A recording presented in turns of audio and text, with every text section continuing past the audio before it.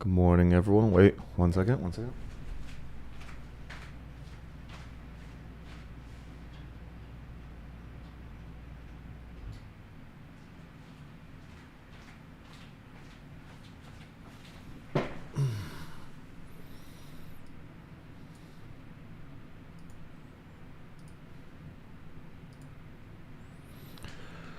Okay, welcome everybody. Um, I want to start off by just saying a little prayer for myself and for everybody that is on the call, and extending this outwards into the world. Is there any challenges, heaviness, conflicts, lack of motivation, lack of inspiration, whatever that may be that we've experienced this week, that may the shares and the readings of today from A Course in Miracles help us alchemize all of that to a place of peace and clarity. And the Course says that we don't have to find love, that the only thing we ever have to do is to remove the barriers that we have created against it. So may we today become aware and realize what barriers we have built against it, and that maybe we haven't given it much attention. So as we find those things today, awareness is all we need. We don't have to do anything with it. We just have to simply become aware of the barriers, and they will dissolve on their own. All right. So good morning. As we start this morning, I want to just welcome everybody. And for some of you guys that I haven't seen for a while, and for anyone that's tuning in elsewhere, if you're watching the replays, we are sending from the present to the future into you. All the peace, all the love. And as we come together today on Sunday morning miracles, let's set aside all the noise of the world. Let's see if we can open our heart to the truth, our mind to love today. And we're going to read a very short chapter, or a section of chapter 11, which is chapter 11, section 7, the condition of reality with a capital R. This section is really a powerful section. It reminds us that reality is not something we create, reality with a capital R. It is something that we simply just have to accept. Reality with the capital R is created by God, and it's perfect, it's eternal, it's never changing. It is just love and nothing else. And the only reason why we do not experience it is because we believe in the illusions we have built. The Course says that reality needs no cooperation from you to be itself. So love requires no cooperation from you to be itself, but your awareness of it does. So your awareness of love depends on your cooperation. So your awareness. But love already exists. So what does that mean? That means love and truth is always present. It's simply just waiting for us to realize it, to see it. The love that God, the peace and love that God created for us, the capital reality, is always constant. And so when we don't recognize that, is because we are still choosing to see through the lens of separation, through the lens of fear, through the lens of what the Course calls the ego, right? And so anything else that you have, if you have like understandings of the egos, everything that we've understood up to this point, we can take and just kind of put it on a shelf and allow a new reality, or the reality, to present itself to us. Allow us to become aware of that. So nothing in our past up to this moment is required. Okay, the Course says the only truth about the past is that it does not exist. That means all of your stories and all of your pains and all the traumas, let's just try it on and put it aside, right? And see if we can just be anew, return to neutrality, return to nothingness.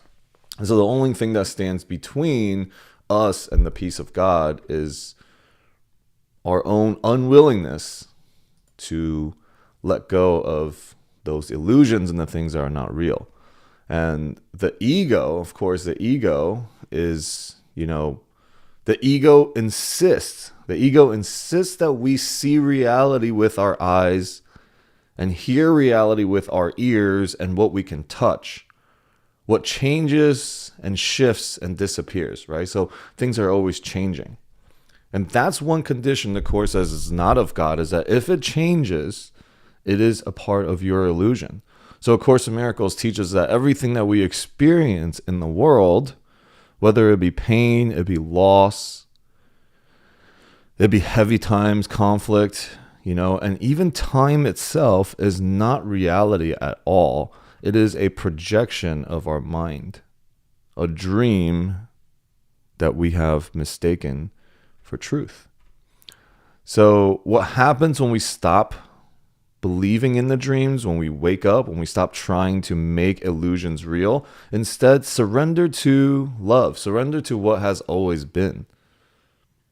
And that's when we awaken. That's when we finally experience this peace. And I think at some point in everybody's life, we will get to that point.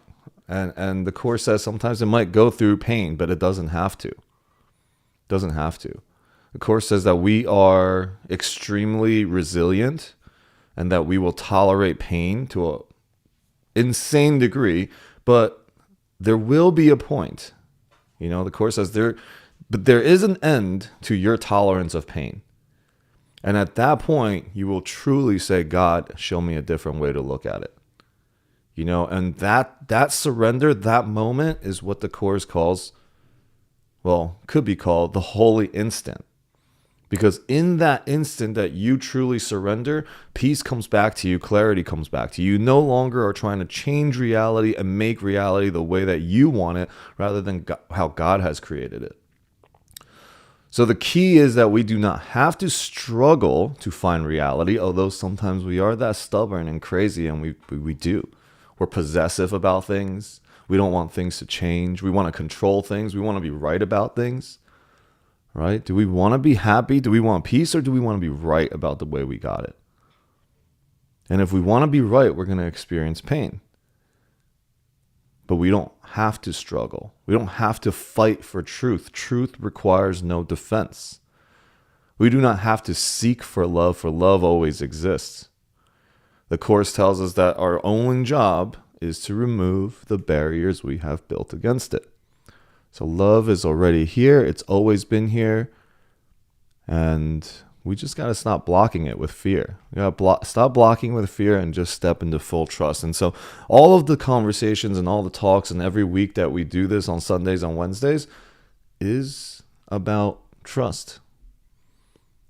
The ego makes it sound really impossible, and that, suffering is real, and we can constantly find evidence in our world today that suffering is real, pain is real. And so we have to defend ourselves. That the world is danger, the world is unsafe, it's unpredictable. And the Course reminds us that you are home in God, that God is home in you. Dreaming of exile, but perfectly capable of awakening to reality is what the Course says. We dream of exile, we dream of separation, but we are perfectly capable of awakening, every single one of us. And so also the way that we awaken is that we help our brothers and our sisters awaken, because all minds are joined. And when all minds are joined and you see through the illusions that our brothers and sisters are creating, you don't have to participate in all those stories. So redemption is not a journey forward. It's a journey inward and through to our brothers. So we're not moving towards reality. We're just waking up to the truth that reality never left, that we never left. And so every time we choose forgiveness, every time that we surrender to fear, every time that we stop resisting love, we take another step out of the dream and into the conditions of reality. And so we'll also talk about the conditions of reality, which is the chapter that we are going to read today. And as we read, hopefully we can also keep in the front of our mind a reflection of where in our life are we still fighting against love?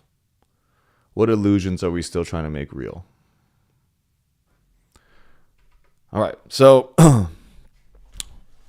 I want to just open with one prayer from Marianne Williamson of A Year of Miracles, and I'll open it up for, any shares. This is a really safe space. You are free to share, and your brothers and sisters here are committed to helping you create that safe space. Okay, so awesome.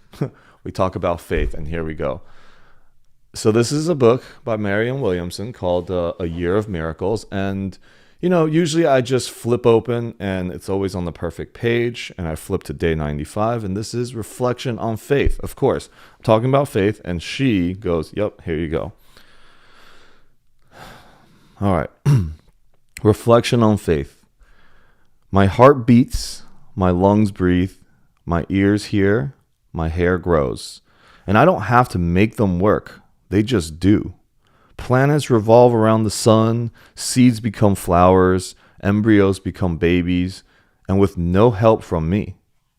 Their movement is built into a natural system. I'm an integral part of that system too. I can let my life be directed by the same force that makes flowers grow. Or I can try to do it myself. To trust in the force that moves the universe is faith. Faith isn't blind, it's visionary. Faith is believing that the universe is on my side and that the universe knows what it's doing. Faith is a psychological awareness of an unfolding force for good constantly at work in all dimensions. My attempt to direct this force only interferes with it. My willingness to relax into it allows it to work on my behalf. Without faith, I am frantically trying to control what is not my business to control and fix what is not in my power to fix. What I'm trying to control is much better off without me, and what I'm trying to fix can't be fixed by me anyways. Without faith, I'm just wasting time. Wow. Marianne Williamson, mic dropping us all the time. So, yeah, that's a good start. I would love to just open it up for anyone that, did anything.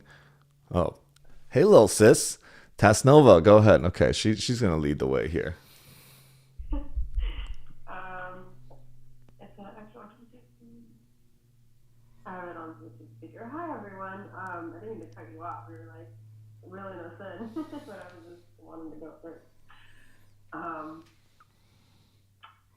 yeah, wow. I feel very present to everything you're saying. The message is loud and clear, and I'm just right now laughing at myself because I've heard the quote many times. I've had it broken down so many times that love we're breaking our barriers to love, but like we're not creating love, we're not becoming love. That is already present, and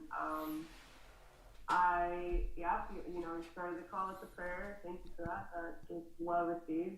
After like present any conflicts I had, triggers for the week, and I'm really listening, to what this message means, and even recognizing, I wanted to share how I recognize, I understand the concept, right? Like, okay, I am returning to love. I'm not becoming love again. I'm not creating it.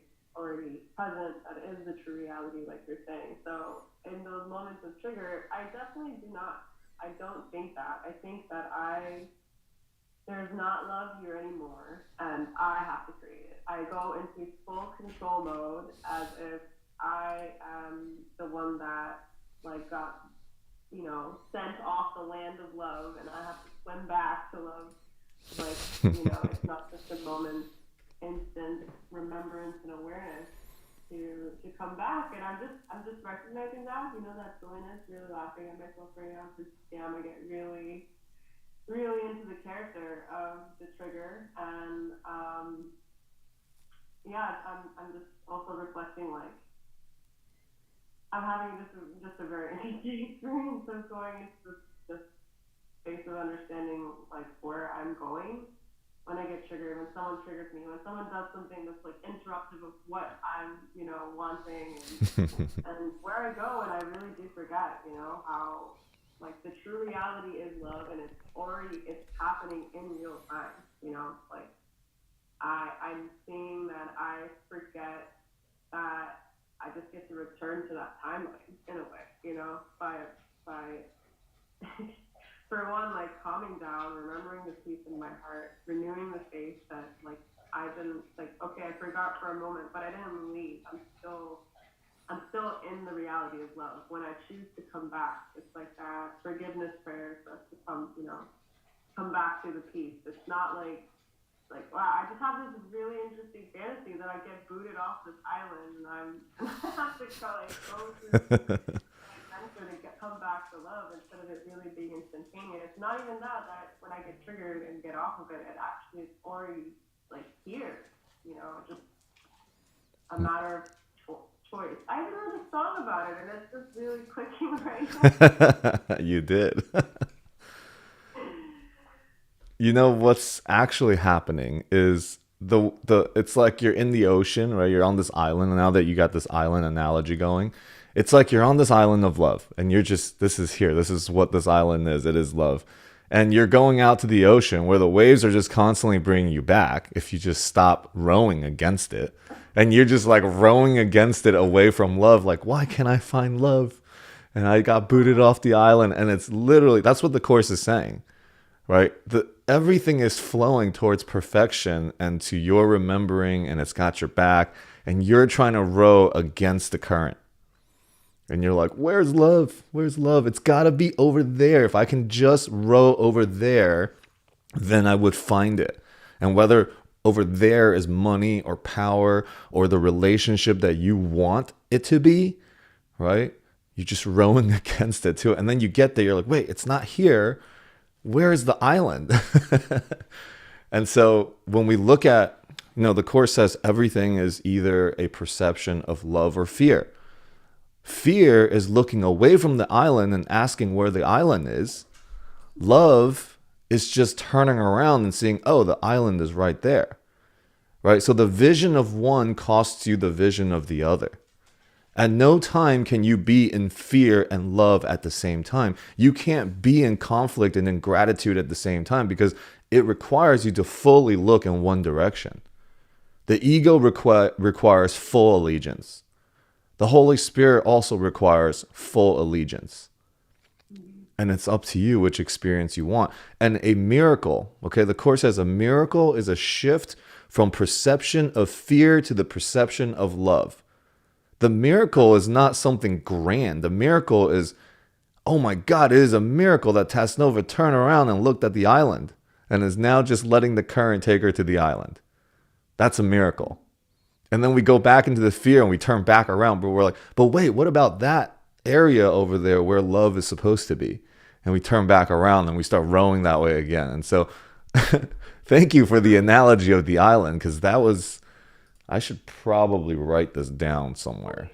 Okay. And I guess maybe I'll have this is my first question on it. You guys have this feeling and like, okay, and this island metaphor is probably going to stay with me forever. So thank you for adding waves. Yeah, yeah. We dance and we sing together. So even here, we'll write a song together about it. Oh my god, it's a great idea. The question is that when I really believe when I'm rowing through those waves that where love actually is, which is behind me probably, is not the way. Like I convinced myself that nope, I can't feel that way. That's obviously not. Some belief I'm giving my power away. No, that's just me. Like I have some characteristics uh, connected to that as if I'm not winning. Like I'm clearly it's the ego talking, but Mm-hmm. I know. there's got to be a way, right? Like what is I'm sure it's going to be a very simple. Knew it already answer, but what is the simple surrender? To stop rowing, knowing that I'm not going to be drowned by the waves. I'm actually going to be directed back to love with just the true intention, anyways. Like what do I get to do to not row? Like not feel like I have to fight for my life to get onto the other islands that I think is love instead of really surrendering Yeah. in all situations with money, with people triggering me, with everything. Yeah, I'm ready to listen. I'm ready to listen.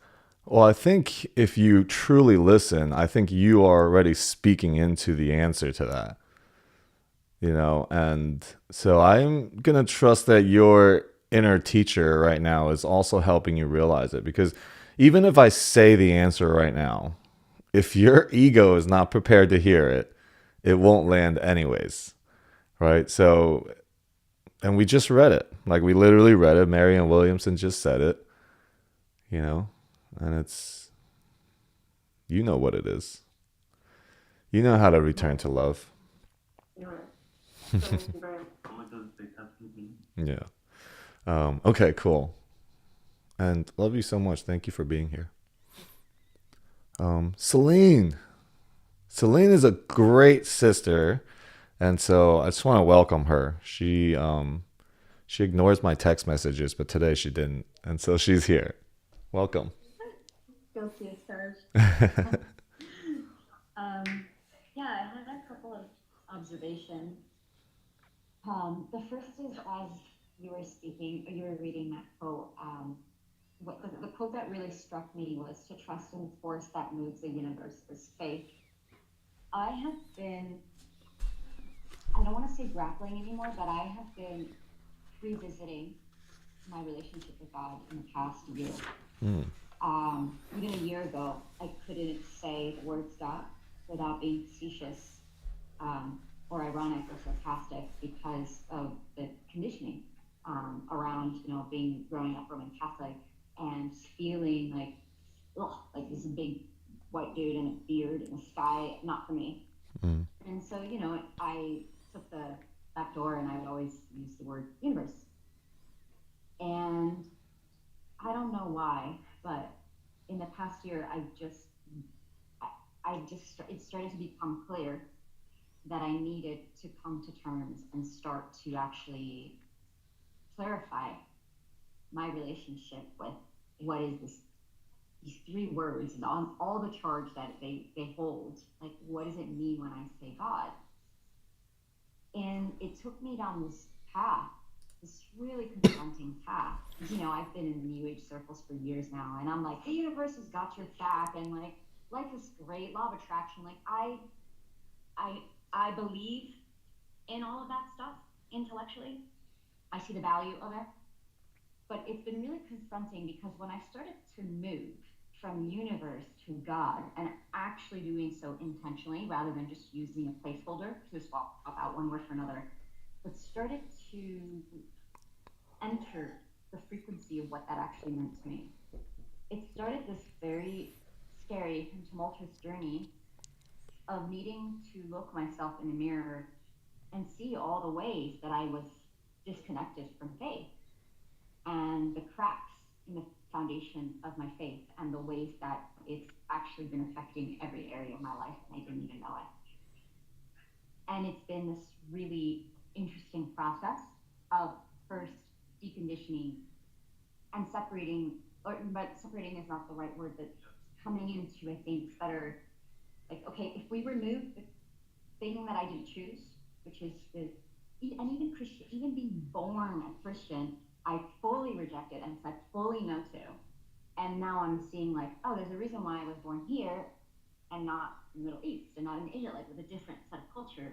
Like it's very interesting to kind of come into this deeper understanding of, oh my gosh, I have been afraid, and trusting has been really difficult for me. And you do or I did the trauma work and again, all the stuff, all the personal development stuff. Mm-hmm. And it comes a point where I'm like, okay, the stories feel pretty clear. I feel pretty good, but I'm still not fully at peace. What is that? And I've been able to track, like, it's that fear of when push comes to shove and I'm at the crossroads and something's really hard. I'll I'll follow my soul, but I won't trust that it will work out. And I think there's just it's a slight shift. It's this nuance of, yes, I am listening to my intuition. Yes, I am listening to the voice, but I'm doing so with so much fear and contraction, being like, God, I really, really, really, really hope this works out. Please let it work out. And I'm realizing that as I deepen my relationship with the force that moves the universe, it's a perfect description for me, God. As I deepen this relationship, it's asking me to meet him, her, then God, to meet this force with my hands open and being like, I trust you, I trust you, I trust you, I trust you.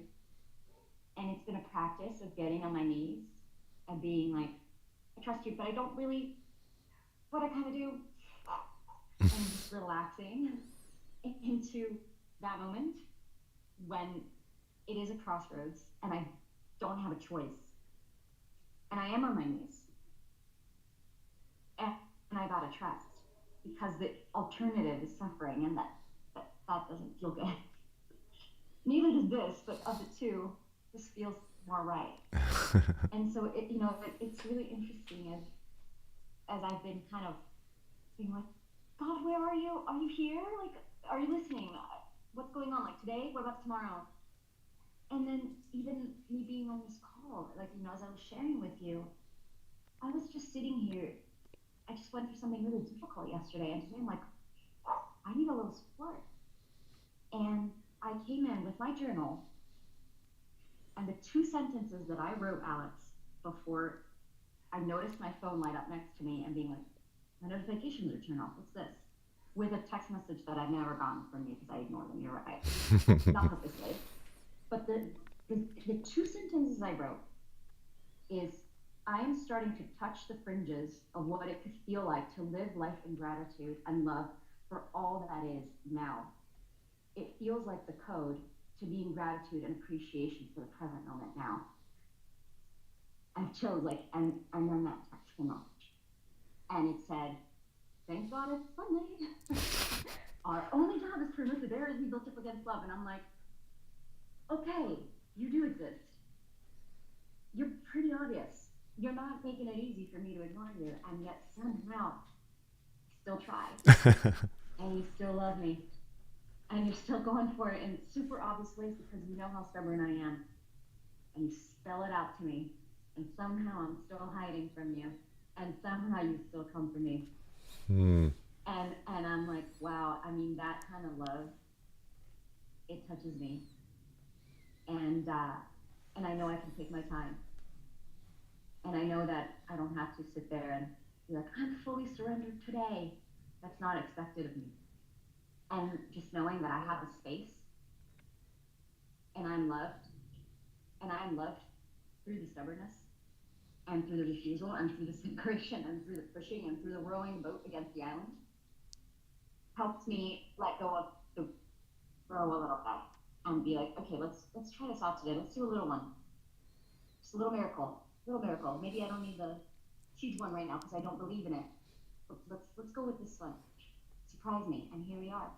So that's what's moving through me as you shared this quote, and yeah, it was just God speaking through you. I'm like, okay, I got the message. Thank you very much, God. Bye. Okay. Wow. So first of all, I want to just commend you on first time like being on this call and just sharing so powerfully like the way you are right now.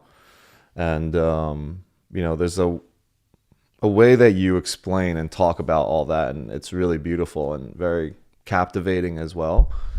So yeah, it's actually really clear what you're sharing. So yeah, see, look, got people already acknowledging that too.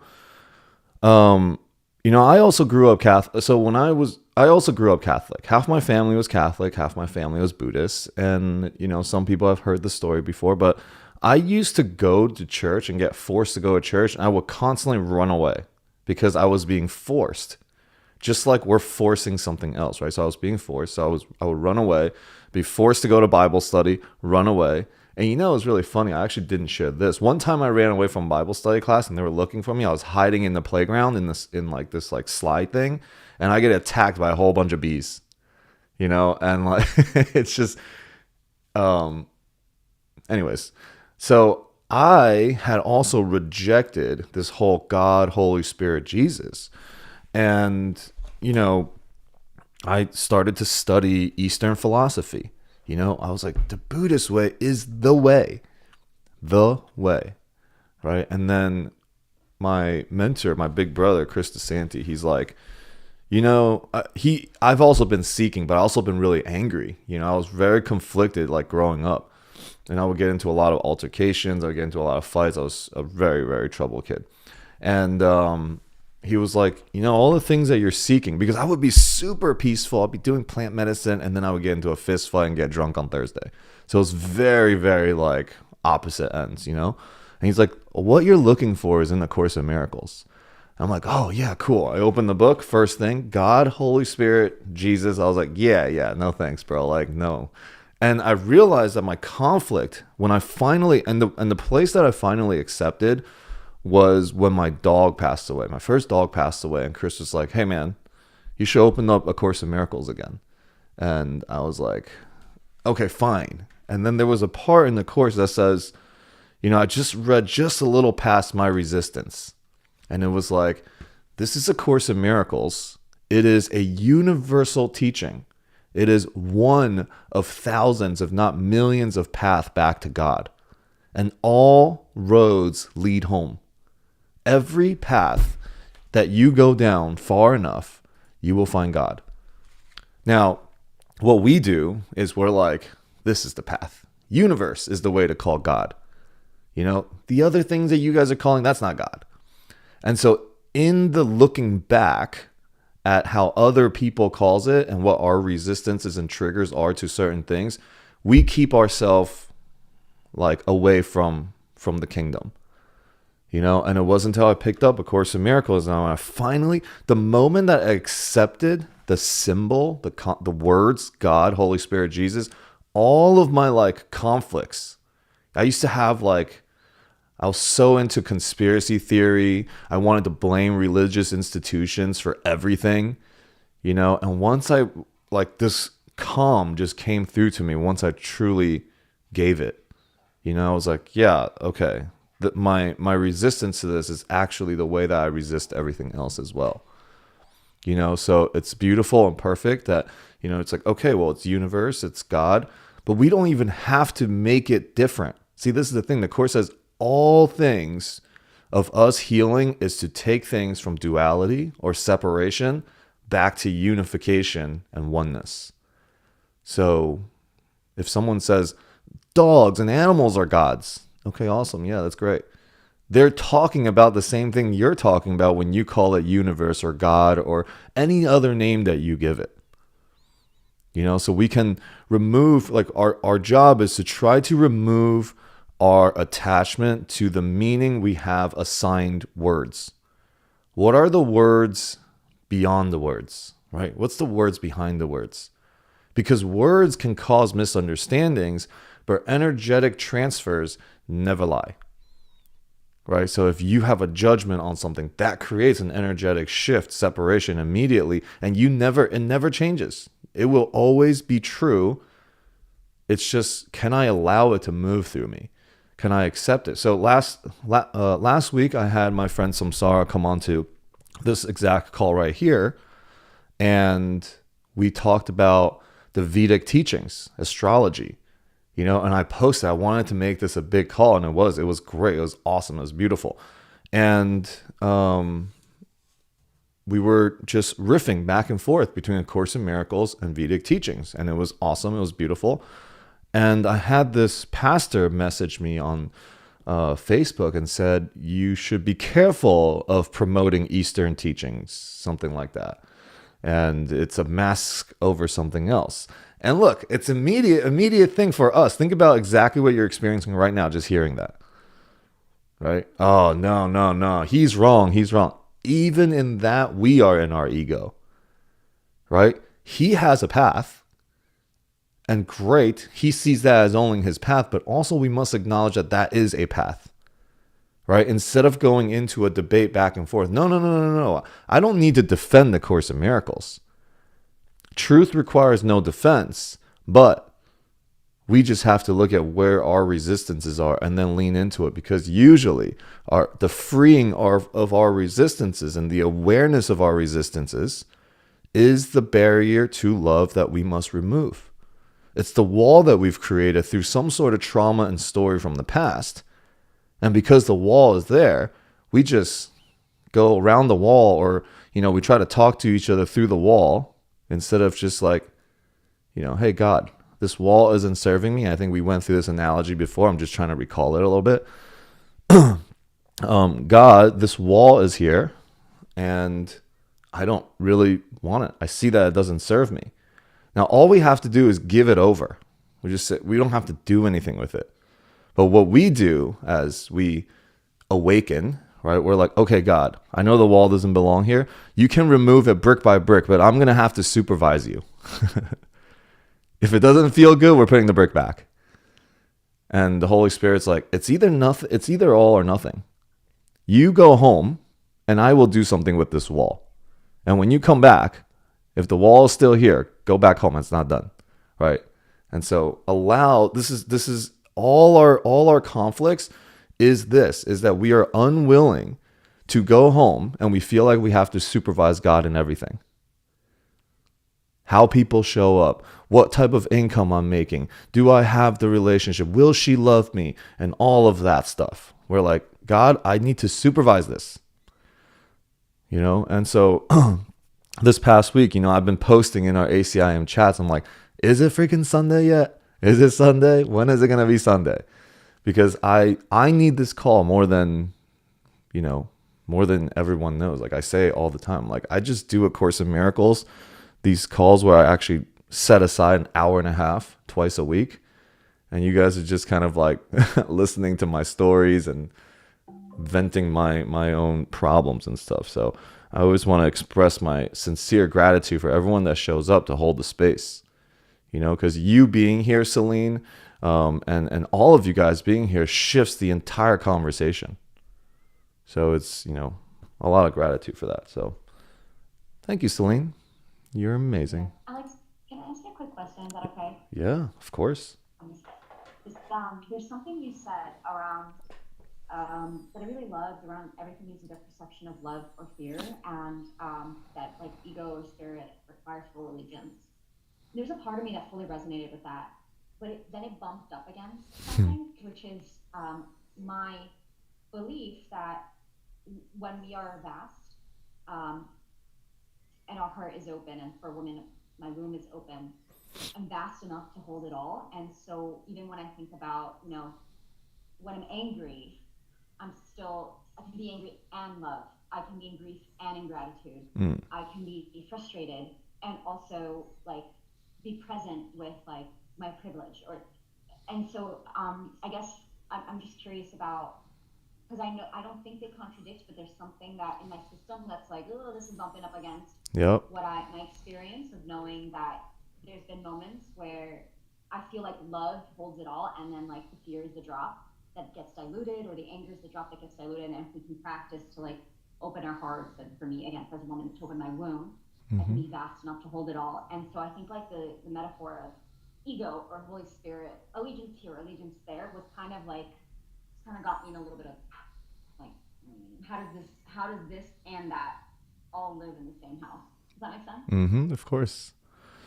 So, first of all, I'm going to go high level here, and then we'll come back down. High level, the ego doesn't even exist. So it's not it's not an ego or Holy Spirit. In the human in our 3D world, it's trying to state a case. This experience, we're going to call it ego. This experience, we're going to call it Holy Spirit. And so in this realm, the opposite of love is fear. In the higher realm, what is love? What is all encompassing can have no opposites. So what that means is, if we look at time in a linear way, right? It's like I'm experiencing fear, then I'm experiencing grief, then anger and judgment, and then I'm experiencing, and I can still be loving and peaceful at the same time. What is all that about? But if we stick it all together, like make it vertical, the timeline, your end result was love, right? So that means everything else that led up to it happening at the same time is actually all just a part of love. Love encompasses all the fear, the ego, and all of those things. Everything that we experience as fears and triggers can, within moments, within one moment, be transferred into an experience of love and gratitude and deeper understanding. Deeper trust, deeper faith. So how can we call even the most horrific things that happens to us as a place of fear when that is just a part of the awakening and love? So then it must be love, right? And so it's kind of going back to what I was sharing is we're bringing everything from a whole collection of stuff of fear, love, judgment, attack, all those things into one sonship of love.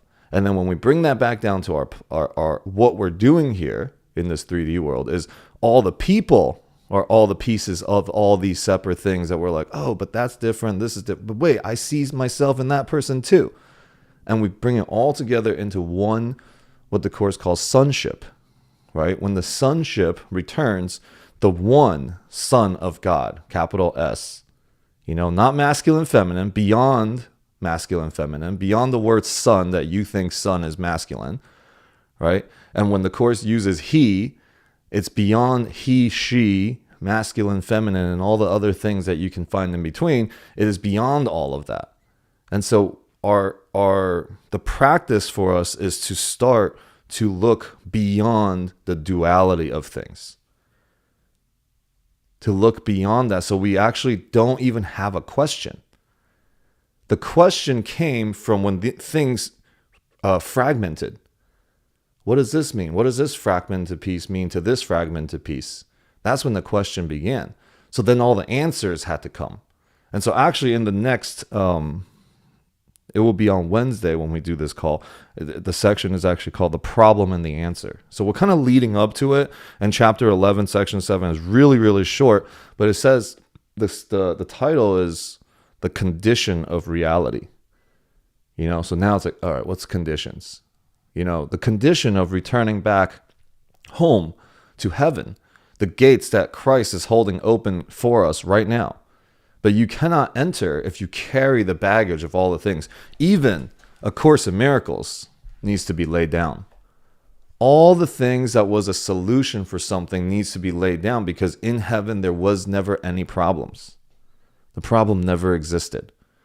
So the condition to returning home is actually to lay all of your ideas and thoughts of separation and also the idea of Celine, the idea of Alex, this identification with it, the Course says is an idea to be let go of. Constantly can we see, wait, but this doesn't resonate with me. Wait, I forgot. And wait, is it in alignment with my beliefs? And so, yeah, this is, that's my response to that. And you can continue. And then we'll go to Lisa after. Did you put your hand back up? I feel satisfied. Thank you. Okay. All right. So just allow it to kind of resonate with you, right? Because it kind of bumped up against something. That means it will continue to. The ego will say, wait. But what about this?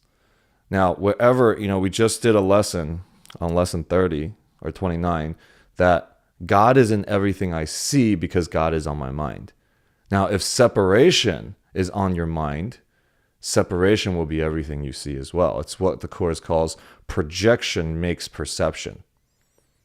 Now, in the world, we're like, wait, but I perceive this, that's why I experience this, and then I'm making it real in my mind. No, you are choosing love or fear in your mind, and you will 100% project it out. There is no escape from it. That's why the work here is an inward work. We must find our temple and God inside. And we must clear the altar of all the false gods that we have made. God of money, God of fame, God of this, God of Alex, God of all the things. Too many things are on the altar and you're confused. right? So the course, like, let's make it simple. You practice faith and you practice prayer so that your altar can have one God on there, and that God is love. And then let's see if we can just see the rest of the world from the lens of love instead of the mess that we have made, right? So, yeah, amazing. Thank you for the share, because I don't even know if this stuff will come up, and I don't even know what I'm saying half the times. And I feel like I have to write it down and all of that. But yeah, Lisa, you're next. Wow, thank you so much, both. Yeah, it resonated so much. I could talk for an hour and about everything that you spoke of the last 15 years of like coming back to God, and so I really appreciate your journey and sending you lots of love through the process. And I'm still coming to terms, like even 15 years after realizing, yeah, God loves me. This is real because of the indoctrination as a child. So thank you for bringing that today. Mm. And yeah, I was super, when we were talking about faith in the opening readings, it just really brought me to what's real for me right now, which is I had my first online vocal activation circle, free online vocal activation circle on Thursday, and it was really beautiful. And it's the first time I've held it online, and it worked, like even with technology, like the structure I had in mind worked. And immediately, unsolicited testimonials came to me, and it was just like, okay, Alex told me when I first got to town 7 months ago, maybe 8 months ago, whatever it is, to give myself, to like hold the space that I know I want to hold, that my heart was like aching for. And I waited, and I was depressed, and I went through lots of turmoil, and just realizing, like, that had I had faith, We need a you know, miracle. it was right there waiting for me. And immediately after that class ended, I was building another page on my website for the next class that I'm offering, which is a little different. It's like the second level of vocal activation, vocal play shop. And yeah, it just felt really good to like already putting that out to the world 2 days later, and trusting and faith, and just like, okay, when these inspirations come, I must act on it immediately, Mm. right? Like that's how it's gonna really like pour through me, is if I act on it immediately. And yeah, so thank you, Alex, for continuing to just be a mentor for me and guide me to faith. And yeah, I'm really grateful for the experience of really the last month of like, abundance is coming as soon as I posted that thing online. And I have so many clients that I may have to get extra help, so it's all beautiful and it's all happening. And I'm really grateful for these calls, to keep bringing me back to God, and the knowing that, everything is love, and everything that we talk about each week, how deeply, it can affect me and um, guide me moving forward. So yeah, super grateful. Thank you so much. Oh, thank you, Lisa. You are amazing. You're amazing, and I always trying to, when you share with me, I'm like, I see you. I see you. I see you, and I will never play into this story of smallness and scarcity when you bring it up to me. I'm like, yeah, that's great. And how about let's go here. So, I love you so much, and thank you for all the contribution that you've been to the world and to our tribe and everything. So, you know, you matter and you know it. Vanessa. Hi. Can you guys hear me okay? Yes. Okay, I'm gonna try to make it super short, but I felt really inspired by what Miss Lisa just shared. Just to, I guess, add another testimonial here, maybe, of just gratefulness to this community. And I have been attending these calls for a while, but I usually just watched on YouTube because I was too scared to come on Zoom. um, and so that's one of the big changes. And sorry that I don't have my camera on. My Wi-Fi is a little bit unstable, but I just wanted to say thank you for everything these community, and especially you, have done for me, especially on my faith, because yeah, like just listening to everyone share today, I felt it really resonated a lot with that. Because in summary, for the rest of the people on this call, um, I also grew up in a Catholic household, and I became agnostic when I was like, I think like 11 years old or something like that, because there were some rough things going on in my life, and I got interested on like just, I guess, learning about the bad things that were happening in the world to see how I could help, and I couldn't really understand um, why bad things happened to good people, like like child abuse, or the kids who don't even have food, or things like that. And I kind of grew um, far apart from God and church and everything, honestly. And last year, I went through a very hard time, and I kind of wanted to to like end my subscription to life, basically. I was just like, is this it? I don't think I, yeah.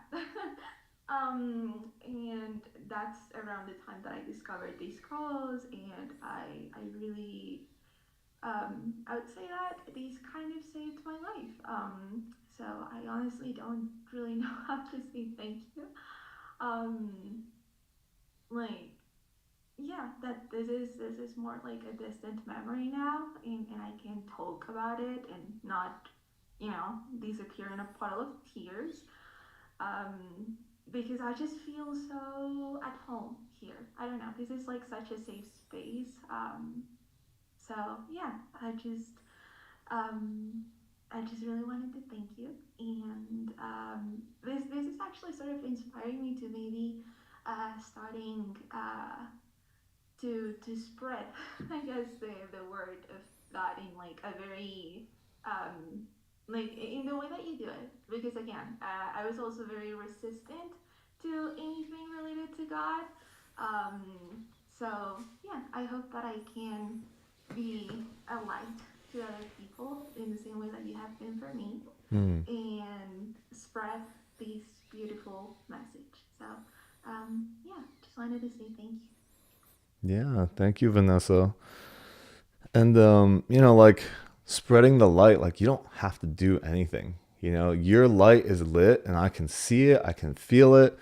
Just in these last 5 months or so that you've been actually speaking and we've been encouraging you to speak on the calls, we can see you, we can feel you, and that light is automatically spreading. So I see you doing it on our real estate calls and all these other things too. So I just want to, acknowledge you too, for the work that you're doing and the trust and the faith, because I can't put it in for you. Nobody can. You have to find that, for yourself. So you've done a beautiful, amazing job. And, thank you for being here and, gifting your presence to our space. So thanks, Vanessa. Okay, anybody else would like to share anything before we begin the read? It's a short read, so I'm sure we'll still have space to share afterwards. And yeah, chapter 11 has just been great. So first of all, like if you have not been following, you have not been reading A Course in Miracles, it does not matter at all. Okay, every sentence, every word, every paragraph in the course stands alone. You know, it is all. So the course says any part of a whole is also already whole. Okay, and when we're talking about words here, but I'm also talking about you. Any part of a whole, when you recognize you're truly part of a whole, you must be whole yourself. To be able to see it. That goes back to that projection makes perception. Wholeness in my mind allows me to see wholeness in the world. All right, so as we step into reading this section, let's just take a couple breaths and allow yourself to take all the things that has occurred on this call already. We just say thank you, we bless it, and we wrap it up in a bag, and in our mind's eye, just wrap it all up, all the things that we've just talked about, and let's put it aside. Okay, we know we can say thank you to it, and we'll just allow the transmissions from the energetic perspective of what has been written in this section of the course to be transferred from God through me to you and through you. All right, so just allow whatever thoughts to come. You don't have to understand anything. You don't need to. There's nothing that you need to do besides sit here. Even if you don't hear and if you forgot, you like space out and think about something else, that's totally okay as well. You just right back into it. Be like, oh, wait, let me see what I hear now. Right? Because again, every word, every paragraph, every sentence, it all stands on its own. So it's very short. Let's just allow ourselves to bring our mind back to a neutral place of nothingness and of everythingness.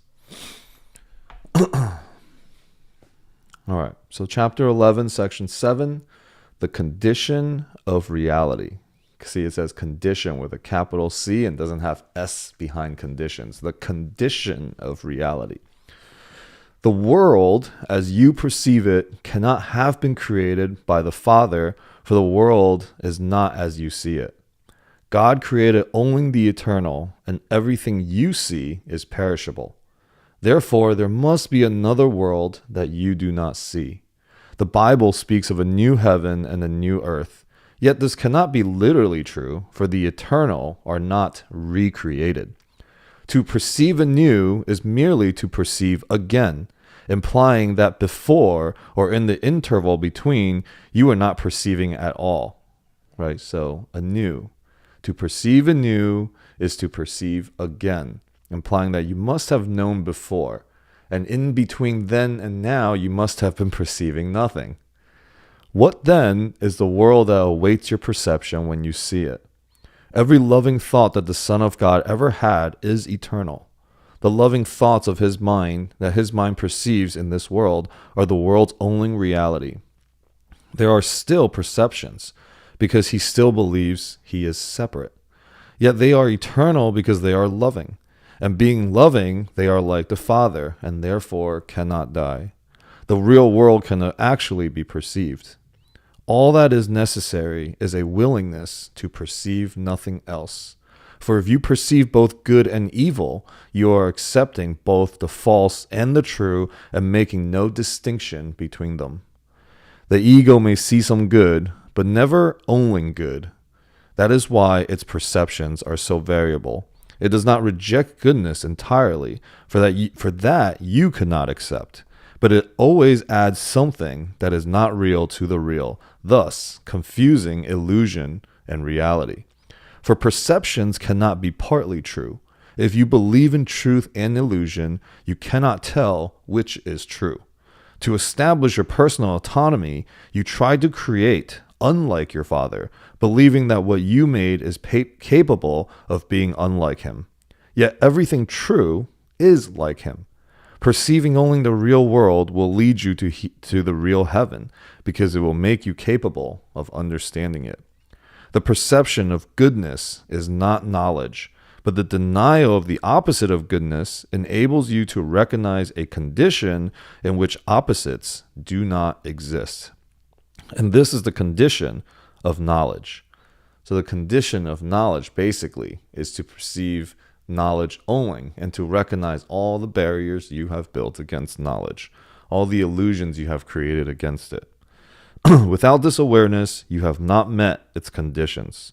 And until you do, you will not know it is yours already. You have made many ideas that you have placed between yourself and your creator, and these beliefs are the world as you perceive it. Truth is not absent here, but it is obscured. You do not know the difference between what you have made and what God created. And so you do not know the difference between what you have made and what you have created. To believe that, so real quick distinction, Made and created are distinct in A Course in Miracles. Made is something that you made up. Creation is in alignment with the will of God. So that's the distinction in the Course when it says made and created.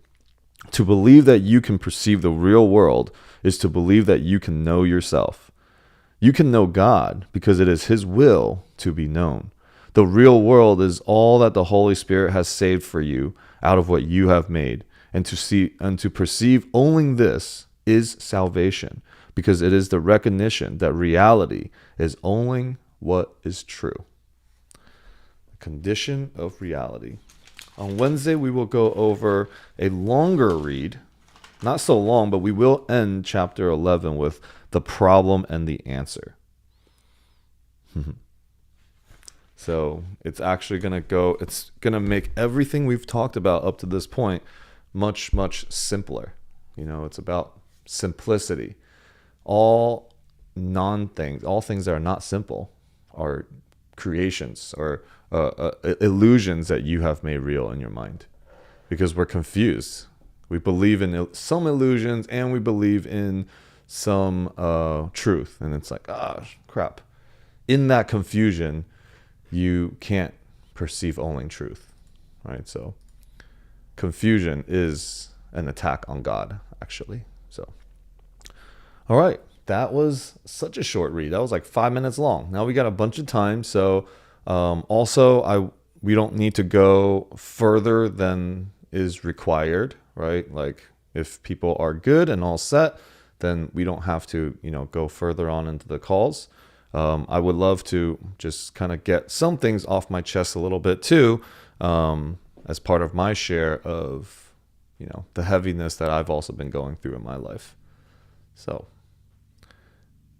anyone feel compelled to share anything?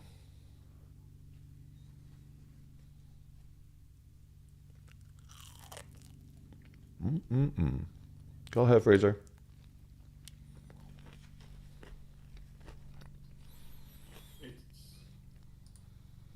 Interesting to me on how I've been doing a lot of soul work lately, and how these aspects of myself, these subpersonalities that show up, have all led back to one. All have led back to the healing that needs to be done with this inner child. And it's been amazing for me to see where there was a not so loving situation, and yet I want to create peace and harmony, and yet I don't need to create peace and harmony. I just need to let it be. But I also need to heal. So it's a very conflicting thing. And then I wanted my mind to be clear, so I came off of my ADHD medication, and it's like all the voices in my head are so much louder now. And it can be overwhelming. And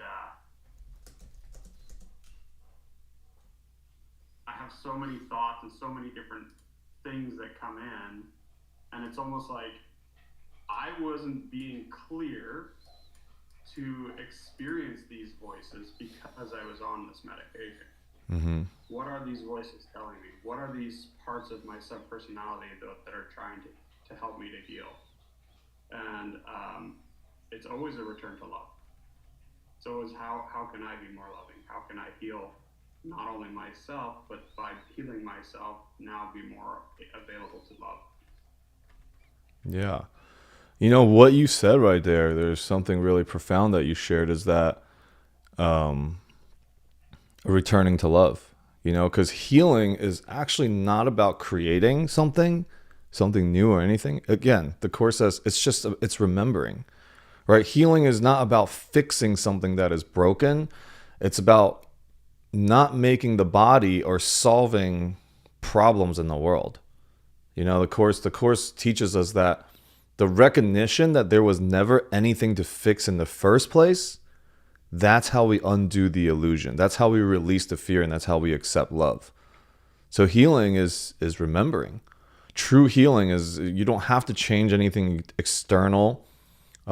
It's just about shifting our mind from illusion to truth, which is what we've been talking about, and to recognize that peace is already here. And this is why the Course says forgiveness is our vehicle, right? Forgiveness says to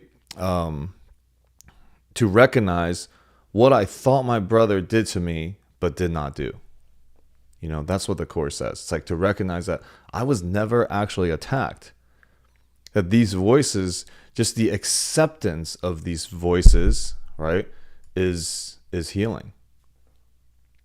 Right? It's the acceptance that there was never anything wrong. What was I? And the forgiveness that, man, I was on these medications for so long. That's another place for us to look. Like we have to forgive ourselves for the choices that we made, because the Course says there's just that period of time that you were not seeing, which is great. You weren't seeing. Okay, so what? What's important is now that I see. Right? So what? Now what? Now that I see, now that I'm awakened to it, now what? Right? So, and you're doing an amazing job. And as you continue to share on these calls and you and I have conversations and stuff, don't hesitate to bring up stuff like this. I know we talk about some real estate stuff here and there, and like, this is important. Real estate will be a byproduct of, the success of real estate is a byproduct of our healing in our journey as well, around money, around abundance. So, this is important work. So, yeah. Yeah. And it's amazing. I had, a lot of time to reflect on my Akashic reading and my Vedic reading. And how there are so many, like, two totally different people, but there was such a direction in both of them to the same source. And it was just like, my mind was literally getting blown. This healing work, and how important this healing work is in order for someone to step into their higher self, into their maximum possibility, the healing that needs to happen. Otherwise, it's basically like you limit yourself, because you start to question everything and you start to not give your full possible love that's inside you, because that's what God gives us, is all of his love, all of it, every day. Yeah. And the true healing is going to come from like having a relationship to what you thought was not healed. Right? Because if you still make that something that is wrong, you will never heal from it. Right? To master, like they say, oh, I have to continue to do the shadow work, do the dark work. But to do that, the moment that the healing happens is you're like, yeah, I'm just done with this. I'm done with it and I don't need it. And that's it.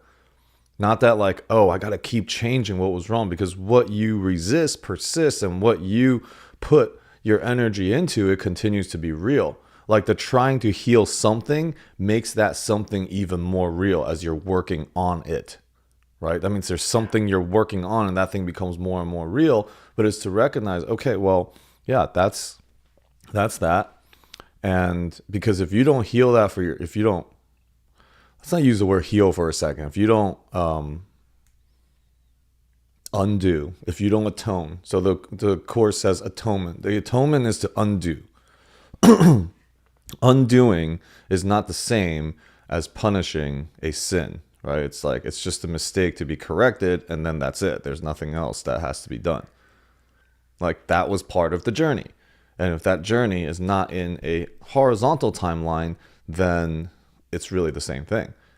Like that, whatever it is I'm trying to heal from, is actually love. And when you've seen that, and when you can truly laugh at it, right? Like Vanessa was able to like giggle and laugh at the fact that she was going to end her subscription to life. Like, if she can laugh at it, it's still really real. And there is no healing from it. So like, can we come to laughter, about it? Can we be joyful? joy is actually a natural experience of love and of God. So if you're not in joy, then something must be out. Right. So, Yeah, it's definitely.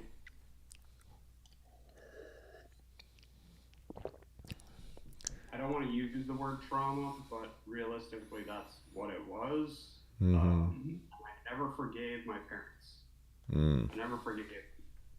You know, I I went through some pretty abusive times with my father, and my mother just stood by and watched. It was like she wasn't there, Mm. and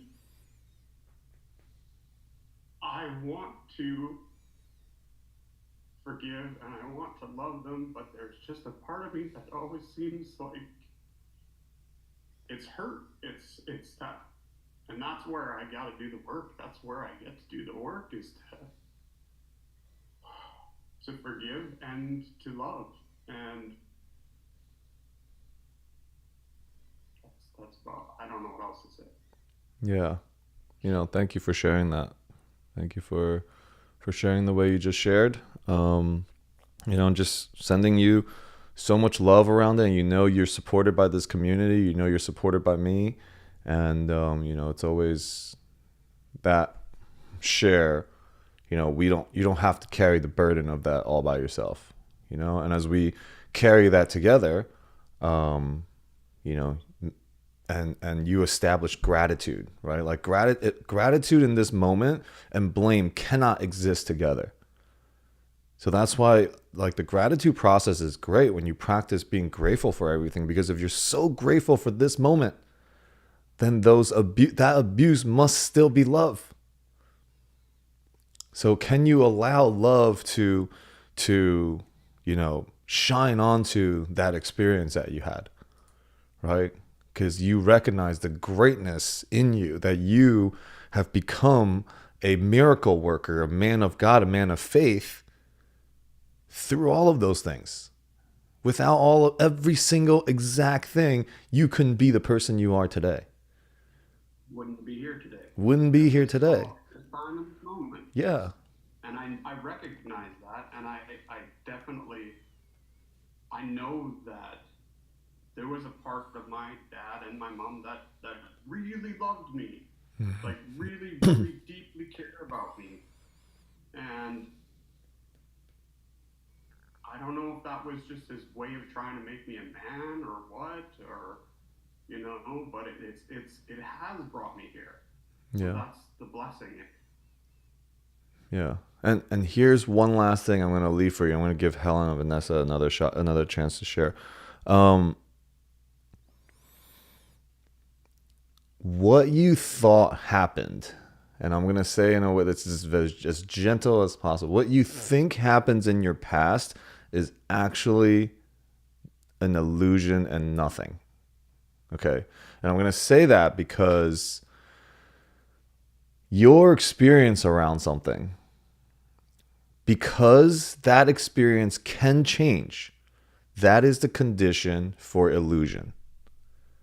Right? Is there, in the infinite possibility of today, the next moment, that you don't have that resentment to your parents anymore? Do you think that's possible? Of infinite possibilities out there.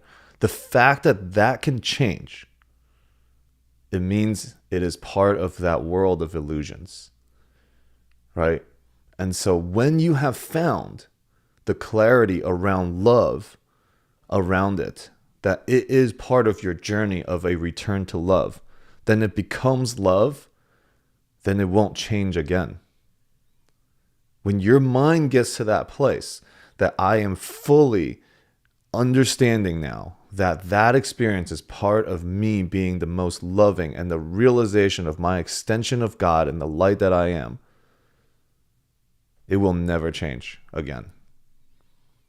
Once I had done the forgiveness work around my dad and around all the other things, the moment I found clarity around it, it's never wavered again. Nobody's going to tell me, oh, he was this and that, and your life is probably messed up because of that. Okay, cool. Thank you. Thank you very much. And I understand now. I am in truth around that. So I hope in a very short time, and it is possible in the next moment, that you completely return all of that back to love.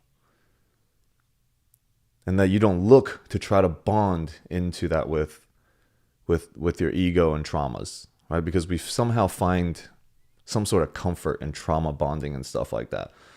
Now, you created that illusion. You created the stories in your mind around it. You cannot undo it yourself. This is where we get to deepen our intimate relationship with God, which is, here you go, God, for real. You know, I don't need to carry it. This is not with me. And give it over. And so prayer is the median to miracles. And our only problem that we ever have is that we don't align our will to the will of God, and that somehow we are disconnected from being able to say, God, I trust you, you take it. And the moment we can truly do that, that's when peace will return to you. So that's why the prayer, for me, it's very simple. I pray 100 times a day. God, show me a different way to look at it. There is a different way to look at this. I'm choosing pain and suffering. I'm choosing for things to be heavy. I'm choosing control. I'm choosing to be right. That's the ego for you. And that's it. So thank you for your share, brother. Much love to you. Helen.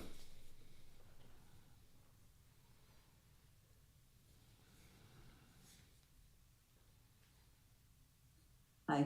Hi. You might not recognize me. I got a haircut.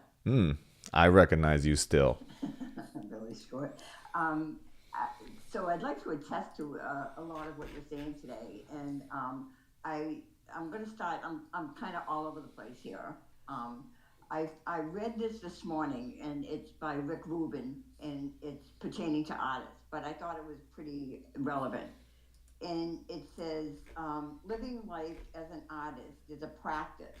You are either engaging in the practice or you're not.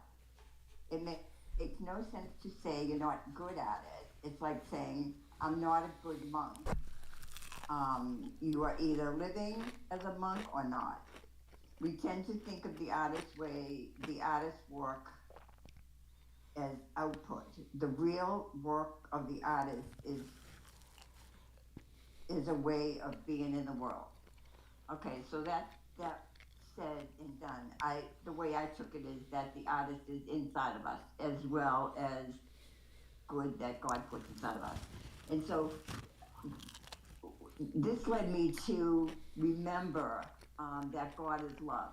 And that was always so powerful to me, because it's not willy-nilly just a statement, to think that God is only love.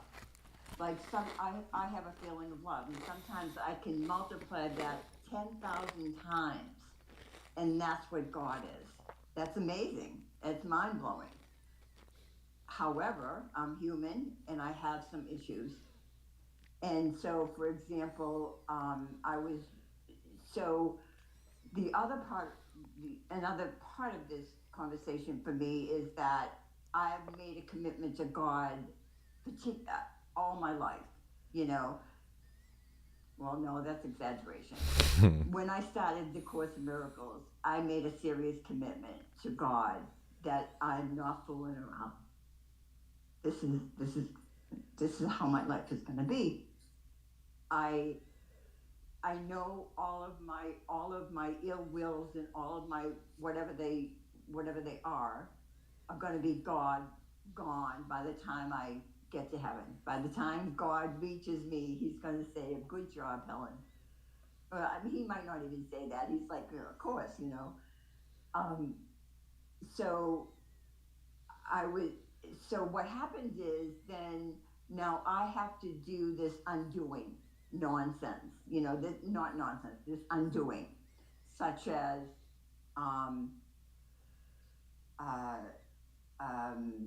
unworthy. Like this has been like almost for months now for me, this unworthiness. So when I realize that this is an issue that I need to address, then I believe this undoing I'm not really sure if I have this correct. The undoing I'm thinking is I go to the Holy Spirit, He shows me where the undoing needs to be fixed. I fix it because I want to, not only do I want to understand it, I want to fix it. I fix it with God is now with me throughout this whole time. He has not left my side.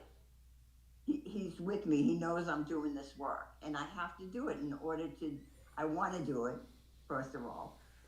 And so each issue that I take on, um, it's painful, it's traumatizing, it's from trauma, it's painful. Um, However, the goal it surpasses. That's that I need to do this. It's like training for a race, and then um, uh, and then the race is over, and Alleluia, that's the end of Hmm. it. So we're all happy about that. Yeah. It's been an absolutely fabulous journey, absolutely fabulous, and thank you, Alex, for being so mindful, so considerate of people. Thank you. Thank Oh, and you. by the way, was that the first time you ever got stung by a bee? Was when you were on the slide? I don't remember. Probably. All right, I was I young. think it was, Alex. I think so too, actually. Yeah, that's very telling. Yeah. Thank you. Yeah. Thank you for sharing that. Um, Vanessa, please. Ah, thank you. Can you hear me okay? Yeah. Okay, thank you. I'm gonna keep it really short, but I just wanted to share on forgiveness to um, sort of expand a little bit on what Mr. Fraser just said. Um, because I have also lived in an abusive household, and yeah, like I have lived through very abusive situations. Like my sister has tried to kill me and stuff. Uh, and oh, by the way, like the laughing when I talk about this stuff, I don't think I'm yet at the point where I can look back and just, be like, I survived that, so yay. I Mm-hmm. feel like I mostly laugh on like, I guess it's sort of like a coping mechanism, but I'm working on trying to let go a little bit of like the the emotional baggage, to put it that way. But I personally, what has really helped me a lot in terms of forgiveness, has been sort of like a phrase I've heard. I don't know that went something like forgiveness is not necessarily for the person you're forgiving, to put it that way. And it's not. It doesn't mean that what they did was okay, and things like that. But it's mostly just for you to let go, Mm-hmm. and for you to sort of break free of um, the power that has over you, and that has personally helped me a lot. And also like just thinking, I don't know, whenever I'm kind to someone that was unkind to me and someone that was abusive to me, I sort of feel comfort because I feel like I'm being true to myself, and I'm being like, I don't know, like I get the comfort that I'm not like you, I'm not gonna um, I'm not going to respond with violence to your violence, to put it that way. And that gives me some sort of comfort, to think that I'm living my life through love, and I'm trying to, uh, yeah, like just return to that love. And yeah, I don't know if it may be helpful for anyone else, but it has really helped me a lot. And in terms of like uh, I guess focusing on your problems and like trying to fix them and that making them bigger, I do agree, especially because I'm like a very logical person. So when I was told like you need to take antidepressants and you need ADHD meds and you need like all that stuff, I went deep into like neuroscience podcasts and just trying to learn about like okay how is my brain working through these like through depression and anxiety and all these things. And just kind of like, I was really, and I kind of go all in towards pretty much anything I do, like in that way. But I have been trying to apply that a lot on like trying to not be so hard on like trying to fix things. And it has helped me a lot to sort of let go of that pressure of I need to fix myself, I need to fix my anxiety, I need to fix this and that. So yeah, I know that it may be really hard because when you share like it's an illusion, this is gonna be over someday. It feels like an attack in a way. It feels like, but I went through it and I'm going through it. But when you see it from the perspective of like I don't want it to have so much power over me anymore. And I just want to trust God, and I just want to trust that everything is going to be okay at the end of the day. Um, I think that that's a good way to sort of accept that, to put it that way. I don't know. Yeah, But no, yeah. it's great. Yeah. Yeah, good share, really beautiful share. And like, yeah, the course sometimes will bump up against the ego. And, yeah, like Michelle said, just lots of blessings going your way. And, I think this call was really powerful. Thank you guys for holding all that space too. I've been the last couple of days experiencing a lot of really heaviness around my relationship and my separation with love. And, it's been super hard. And, but coming out of all this, I started to run a 30-day real estate challenge of how to buy real estate. And it's on our school community. And something came through super clear that I get to build like in a Course in Miracles retreat. A Course in Miracles, like buy a retreat center, actually. So everyone around me basically has been talking about trying to start a retreat and buy a retreat center. And I've just been trying to help everybody do it. And it came super clear to me that like, this is everyone speaking to me of what I also need to be doing. And it's in perfect alignment to everything that I'm building anyways. I can run my real estate masterminds there. I can have other people host retreats and things there. And then it's also got to make complete real estate sense too, right? So I'm actually going to be doing it in Sedona. It's been called to me to buy in Sedona, Arizona. And yeah, so, it will be a really, really creative, badass structure that is a business on top of the real estate play as well. So yeah, be on the lookout of what I'm about to start creating over there. We've been looking at properties, and we already have a couple different investors that want to be a part of it. So yeah, it's going to be really cool. And it's going to be like one of those, it's going to be a really badass place. I'm taking all that I learned through real estate, right, of all the buildings that I've bought and all that. I'm going to put it into like a retreat center here. So, all right.